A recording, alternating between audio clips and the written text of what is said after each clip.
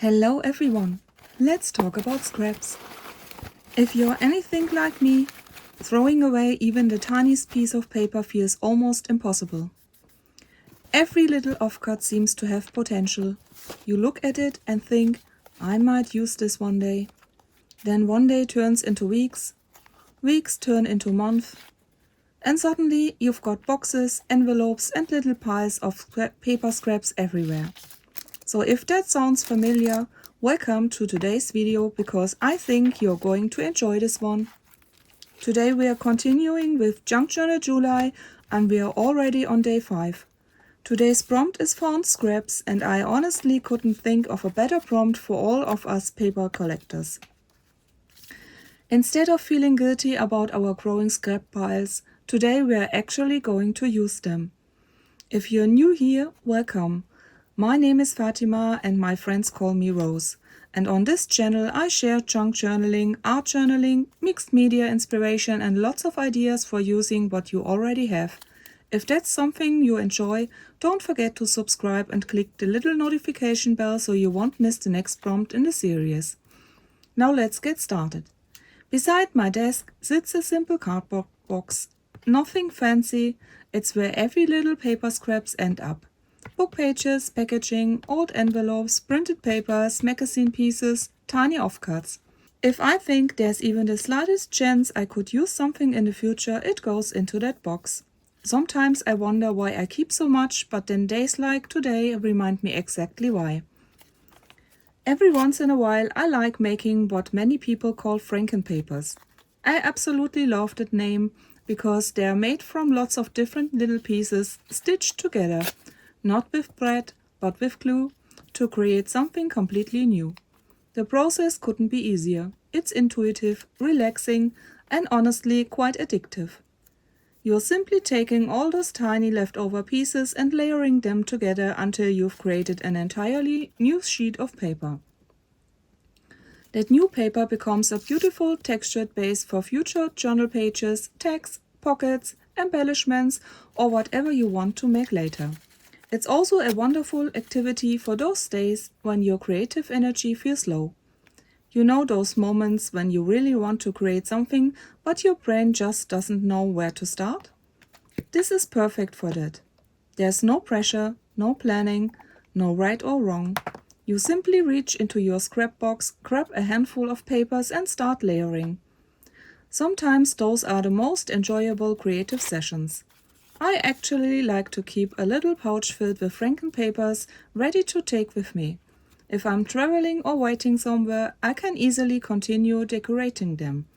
The rest stay here beside my desk in my scrap box, ready whenever inspiration strikes. Another thing I love about Franken papers is that they are a wonderful way to experiment. Different papers react differently. Some wrinkle, some stay perfectly flat. Some absorb glue differently. You can discover so much simply by playing. You can build texture, you can build layers, you can even experiment with different adhesives and see which finish you prefer. There really are endless possibilities, so let's keep on scrapping. For my first method, I'm using one of my printables from Be Happy Stationery, the Nautical Notes Kit, as my base. You can use absolutely anything too. Old book pages, printer paper, ledger paper, tea-dyed paper, even packaging. There really aren't any rules. Without any rhyme or reason, I simply begin gluing my paper scraps onto the page using an ordinary glue stick. I'm not thinking about composition. I'm not matching colors. I'm not trying to make everything perfect. I'm simply covering the page. Sometimes I overlap pieces. Sometimes I leave tiny gaps. Sometimes I place larger pieces first, other times I start with tiny ones. The goal is simply to cover the entire page. I especially love overlapping the papers because it creates little ridges and texture that become even more interesting once everything is finished. When the page is completely covered, I trim away any overhanging pieces with my scissors. Here's a little tip. Even if you're using a glue stick, let the page dry completely before decorating it. It makes a huge difference. The papers have time to bond together properly and your markers or paints will work much better afterwards.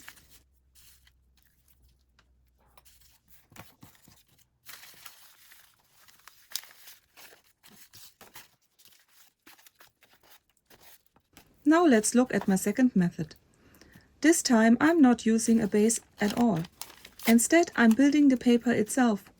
I find this works especially well with slightly larger scraps. I'm simply overlap them randomly, gluing edge to edge until they become one continuous sheet. For this technique I prefer using liquid glue. It gives me a little more working time and the bond is really strong. The wonderful thing about this method is that you're no longer limited to by standard paper sizes. Need a long strip? Make one. Need a square? No problem. Need an oversized journal page? You can build exactly the size you need. It's incredibly flexible. Both methods are simple, both are relaxing, and both are fantastic ways to finally use up those paper scraps that have been waiting for their moment. Once you've created your Franken papers, the possibilities are endless. Turn them into journal cards, tags, pockets, tuck spots, mini notebooks, ATCs, bookmarks, or simply keep them ready until inspiration arrives. How are you getting on with Junk Journal July so far?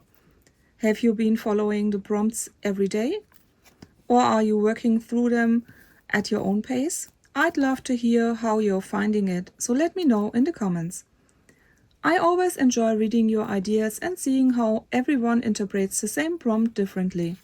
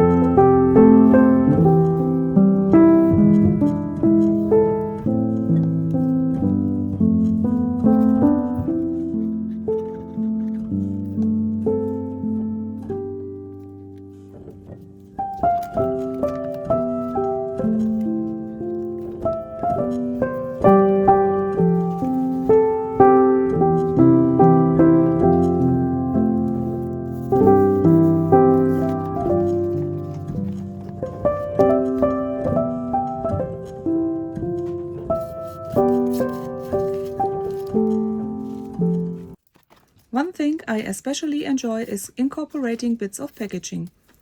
Instead of throwing away tags like this one that came attached to my scissors, I simply glue right over them. It's amazing how quickly something that was destined for the bin becomes part of a journal.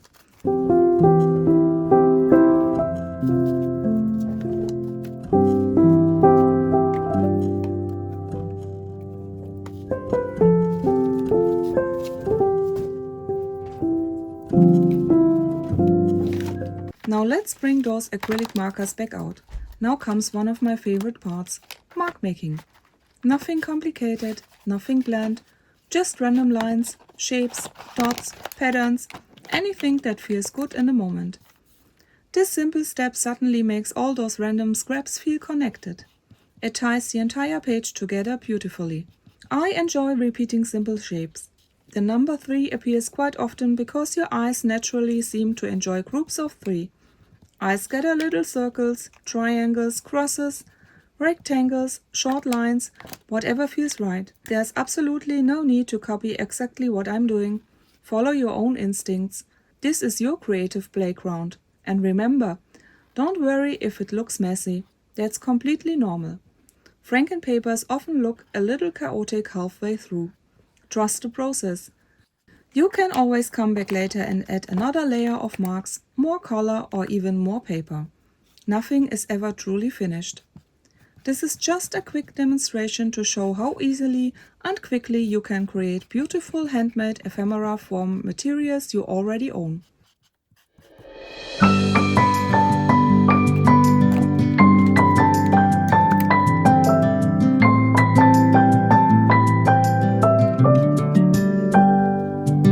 you always find your way to higher ground. May you always keep your head held up high.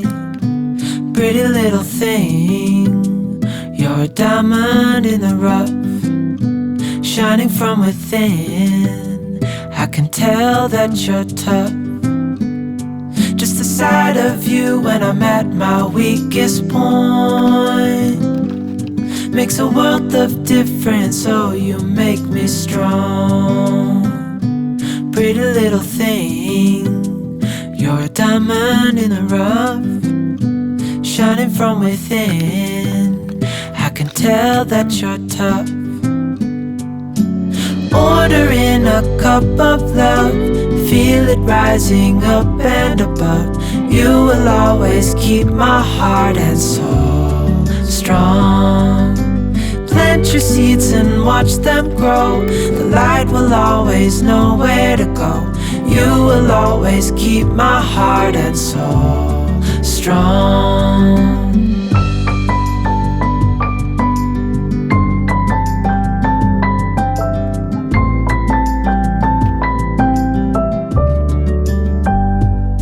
You're the first thing in the morning and the last. Baby, you're my future and you are my past. Pretty little thing, you're a diamond in the rough, shining from within. I can tell that you're tough. Ordering a cup of love, feel it rising up and above. You will always keep my heart and soul strong.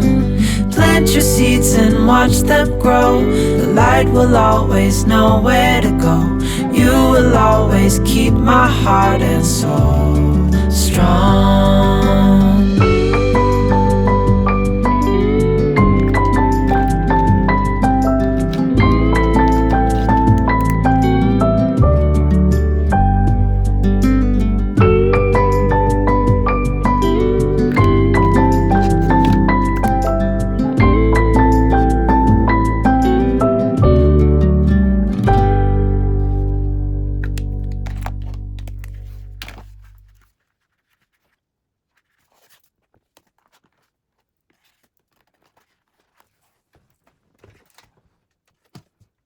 Once everything is dry, I use my paper trimmer to cut the sheet into different pieces. Some become journal cards, some become tags, some stay rectangular, some have rounded corners, others get angled corners to become tags.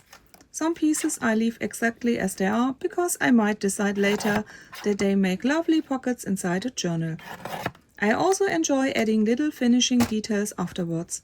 Sometimes more stamping, sometimes stitching, sometimes tiny labels, sometimes printed quotes, whatever the piece seems to need. And just like that, you've turned a pile of scraps that might otherwise have gone into the recycling into a whole collection of unique handmade ephemera ready for future journals. I think that's one of my favorite things about junk journaling. It teaches us to look at ordinary things differently. Instead of asking, should I throw this away? We start asking, what could this become?